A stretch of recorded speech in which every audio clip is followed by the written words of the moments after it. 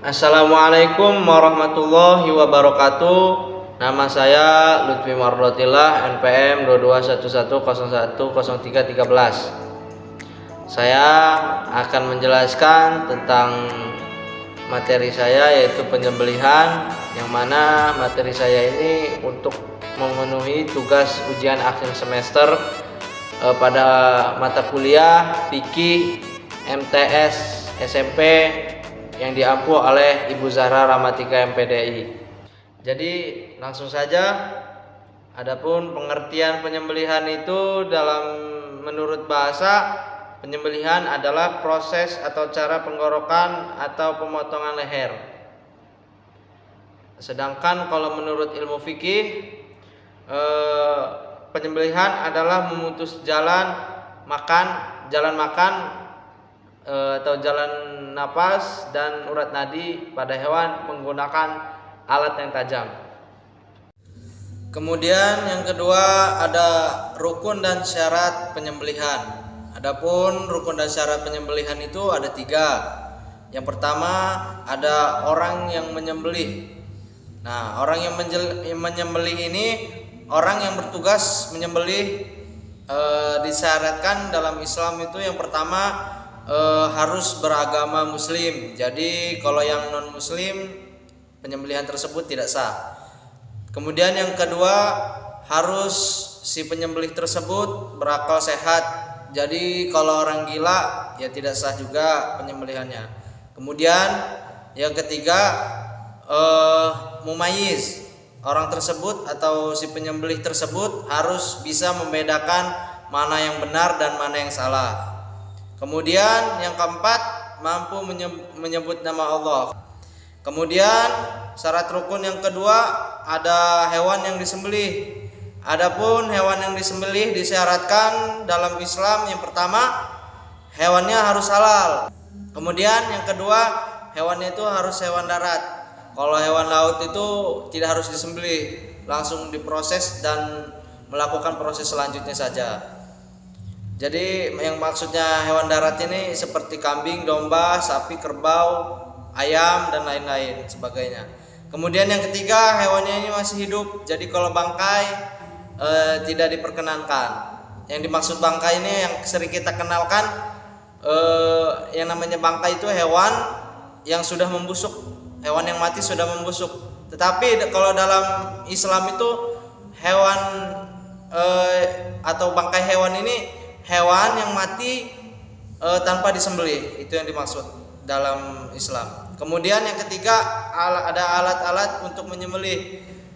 Kemudian alat yang digunakan dalam penyembelihan itu disyaratkan dalam Islam. Yang pertama, alat tersebut harus tajam. Kalau tumpul ya tidak boleh atau tidak sah. Yang kedua, bukan terbuat dari gigi, kuku dan tulang. Jadi walaupun kuku kita tajam, bisa menyobek ataupun memutus tenggorokan hewan tersebut, itu tidak diperkenankan atau tidak sah.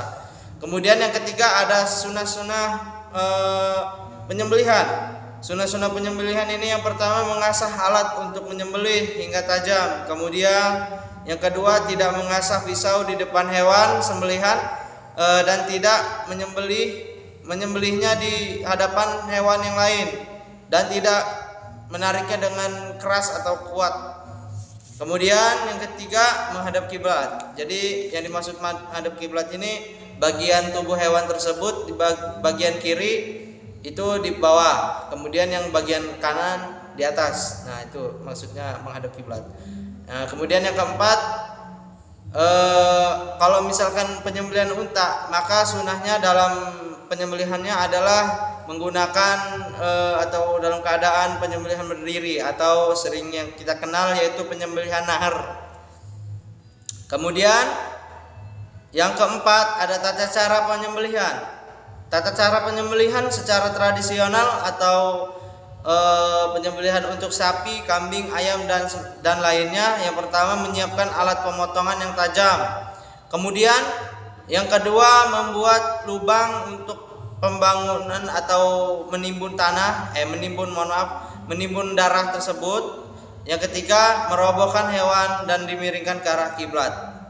Yang keempat, memotong hewan dengan membaca basmalah. Kemudian untuk unta atau penyembelihan nahar, caranya yang pertama menyiapkan alat pemotongan yang tajam seperti pedang, kampak atau golok mungkin yang bisa tajam, yang sudah tajam dan siap untuk melakukan penyembelihan. Kemudian yang kedua, ikatlah leher dan kakinya serta tenangkan unta tersebut.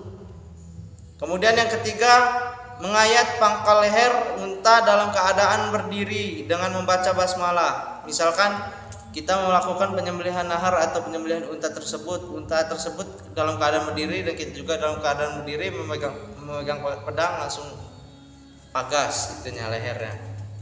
Kemudian tata cara penyembelihan dengan mekanik atau sekarang ini yang sering kita kenal itu menggunakan pabrik atau mesin.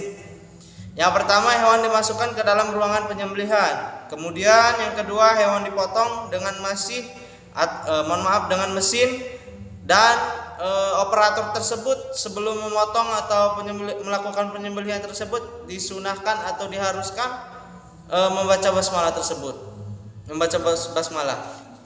Kemudian yang keempat, manfaat penyembelihan hewan. Yang pertama, darah pada hewan dapat keluar dengan tuntas. Kemudian yang kedua, menjadikan kualitas daging lebih sehat. Kemudian yang ketiga, mengurangi rasa sakit pada hewan. Kemudian yang terakhir, terjamin kehalalan dagingnya. Sekian dari penjelasan video kali ini tentang materi saya, yaitu penyembelihan. Apabila terdapat kesalahan, mohon maaf kepada Allah, saya mohon ampun. Wabillahi taufiq wal hidayah, waridha wal inayah. Wassalamualaikum warahmatullahi wabarakatuh.